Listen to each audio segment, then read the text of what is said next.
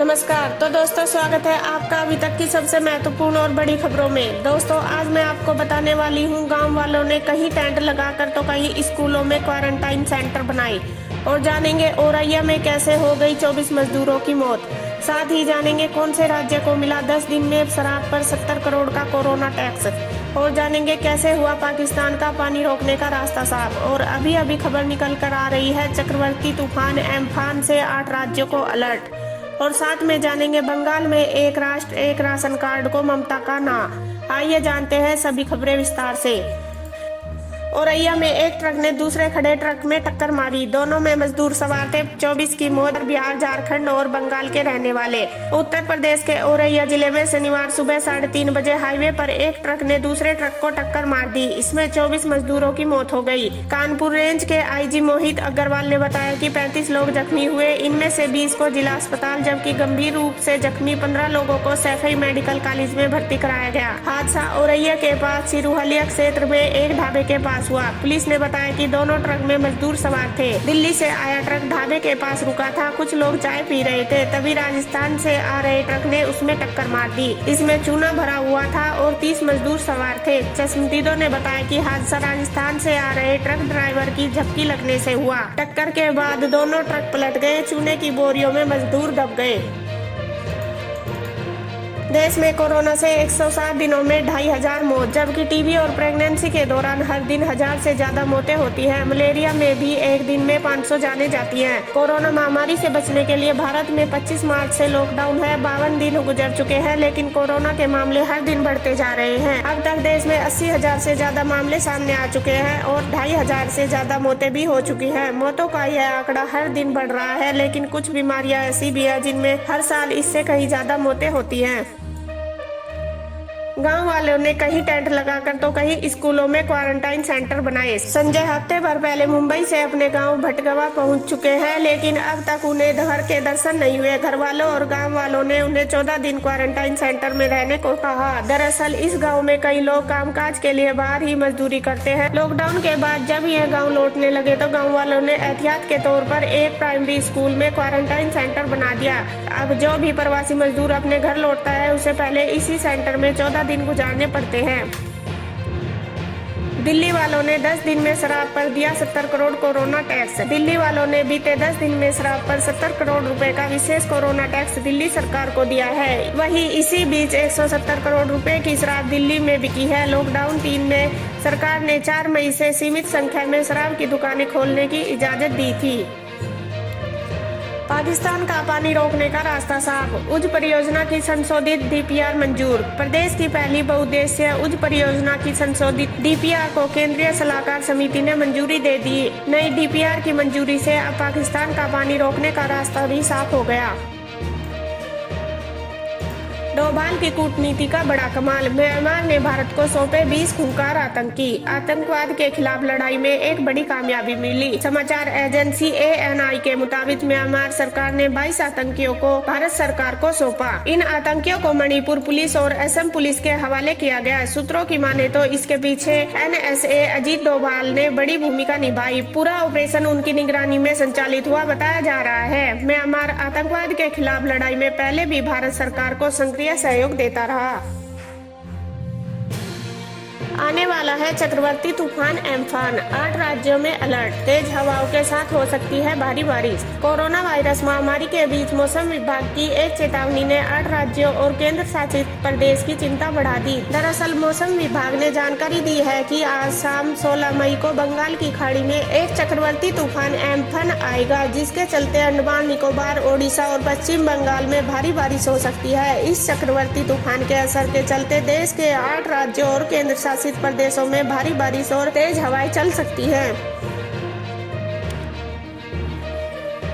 कृषि क्षेत्र में 3 बड़े कानूनी सुधारों की घोषणा। किसानों की निश्चित आमदनी और हितों पर सरकार का जोर। तत्कालीन लाभ की गुंजाइश जरूर कम है, लेकिन कोरोना काल में सरकार ने कृषि क्षेत्र और किसानों को पुरानी बेड़ियों से मुक्त कर खुला आकाश दे दिया। सरकार ने आवश्यक वस्तु अधिनियम में संशोधन, APMC एक्ट और agriculture produce price and quality insurance जैसे 3 बड़े सुधारों को हरी झंडी देकर न सिर्फ अन्नदाता की झोली भरने की राह बना दी, बल्कि भारत को को दुनिया का प्रमुख खाद्यान्न आपूर्ति का केंद्र बन सकता है। दरअसल यह ऐसा फैसला है जो चुनौती को अवसर का काल बना सकता है। बदहाल पाकिस्तान की कोरोना ने तोड़ी कमर, बेरोजगारी, गरीबी और घाटा 7वें आसमान पर। पहले से ही आर्थिक बदहाली की शिकार पाकिस्तान को कोरोना महामारी ने और तोड़कर रख दिया। इसका असर हर तरफ दिखाई दे रहा है। बेरोजगारी दर में लगातार तेजी आ रही है। सरकारी आंकड़े बता रहे हैं कि पाकिस्तान की इस महामारी के बीच हालात खस्ता हो चुकी है। सरकारी आंकड़ों में जिस घाटे को दिखाया गया था, वर्तमान में 7.4% से बढ़कर 9.4% तक जा चुका है। समाचार एजेंसी रॉयटर के मुताबिक इसकी जानकारी खुद वित्त मंत्रालय के दस्तावेज दे रहे हैं।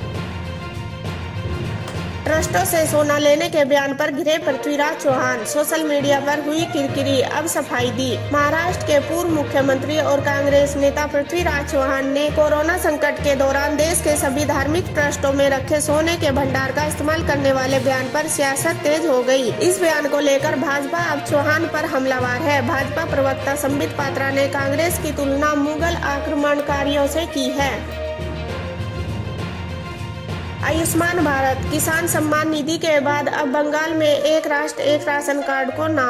केंद्र की मोदी सरकार के साथ बंगाल की मुख्यमंत्री ममता बनर्जी का टकराव जगजाहिर है। सियासी नफा नुकसान के चलते जन कल्याण से जुड़ी आयुष्मान भारत हो या फिर किसान सम्मान निधि जैसी योजनाओं को ममता ने बंगाल में लागू नहीं किया। अब जबकि यह उन गरीब व मजदूर लोगों को देश के किसी भी हिस्से में रहने के दौरान सरकारी राशन मिल सके, इस योजना का केंद्र सरकार ने गुरुवार को ऐलान किया तो अब उसका भी विरोध शुरू कर दिया। बंगाल की ममता सरकार ने साफ कह दिया कि केंद्र द्वारा घोषित एक राष्ट्र एक राशन कार्ड योजना को लागू नहीं करेंगे।